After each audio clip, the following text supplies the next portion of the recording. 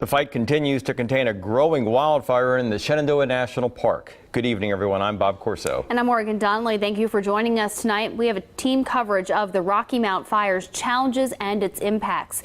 We start with WHSV's Katie Kaler, who joins us live from the fire station in McGahkeysville, where Rockingham County Fire and Rescue have set up a mobile command unit. Katie, this fire has been burning since Saturday. This time last night, it was 500 acres, and it's grown significantly overnight. Now, what have leaders told you about their progress? Well, Bob and Morgan, Shenandoah Park leaders tell me tonight this fire is more than 2,000 acres. Just to put that into perspective, the whole Massanutten Resort is about 6,000 acres. Park leaders tell me at this point the fire is 0% contained, but they assure me they are actively working to contain this fire. More than 200 crews have joined the efforts, aided by 2 helicopters, a plane, and 8 fire engines. Today, crews worked on containment lines using leaf blowers to move things like leaves away from the fire line. They also had help from the helicopter and the flames. Right now, Rockingham County crews are making sure private properties are safe. Safe up around your home, clean out, blow leaves away, try to shut up your building, garage doors and things like that. And that's some of the ways you can do to help us.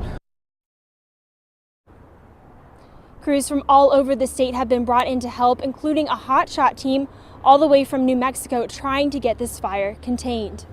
Continuing our team coverage of the Rocky Mount Fire is WHSV's Matthew Foltz. He joins us from another part of Rockingham County. Matthew, what are neighbors saying about the blaze?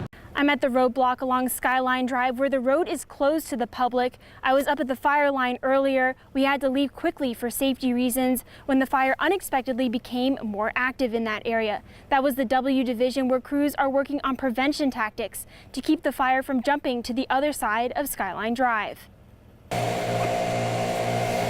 The Zoomy hotshots from New Mexico using leaf blowers and burnout techniques, working to move any fuel for the fire. Leaders say the probability of ignition with this fire is between 70 and 90%, meaning for every 10 embers that sparks, 7 to 9 will start a new fire, a challenge for keeping crews safe. It's probably the fire itself. They know what they want to do. We're doing a burnout operation here to protect the area of the fire, and you just need to keep your heads up, and these guys know what they're doing. The fire was first reported last Saturday. At this point, Rockingham County leaders expect fire activities to continue for the next 7 to 10 days. Leaders tell me drivers can also expect further closures coming on Skyline Drive. In Shenandoah National Park, Katie Kaler, WHSV. In addition to more than 300 firefighters and personnel at the Incident Command Post this morning, there was another visitor walking through these halls, Virginia Governor Terry McAuliffe.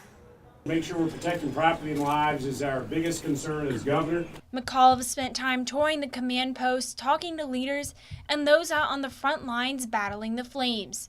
There have been 95 brush fires across the state in the past 2 weeks.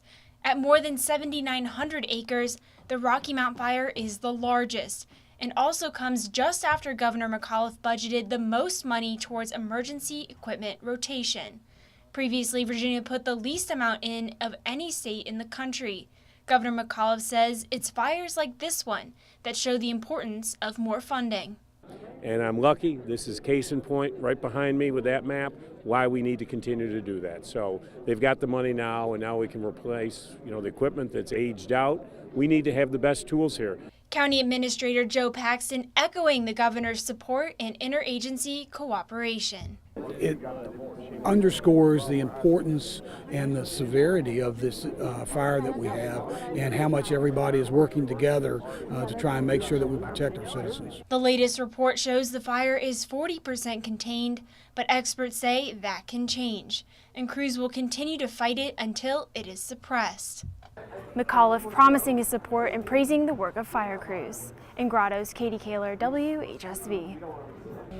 You can hear crews chopping up trees behind me and working around the command center. That's because weather conditions kept them from the fire line today. The rain over the past few days has helped suppress the fire, but today it also made for slick, unsafe conditions, as well as poor visibility. Currently, the fire is 90% contained, and leaders say right now there are no active flames. The rain has helped us out a whole lot. So the concern of fire spread or fire behavior is very nil today. Crews instead helped out around the Grottoes Volunteer Fire Department and Command Center, including helping chop trees.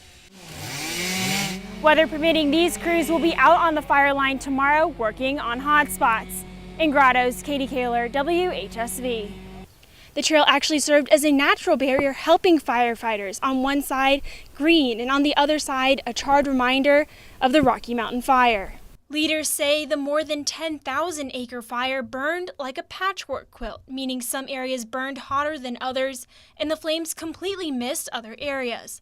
According to park ecologists, fire is part of the natural process. So this fire actually introduced important nutrients back into the soil to allow for new, healthy plant life, even if some older plants died as a result of the fire. The vast majority made it and will make it and will thrive because of the recycling process that is fire. Taking solids, turning them to ash, bringing them back into the soil. Leaders believe the fire was human-caused and say it is still under investigation. In Shenandoah National Park, Katie Kaler, WHSV.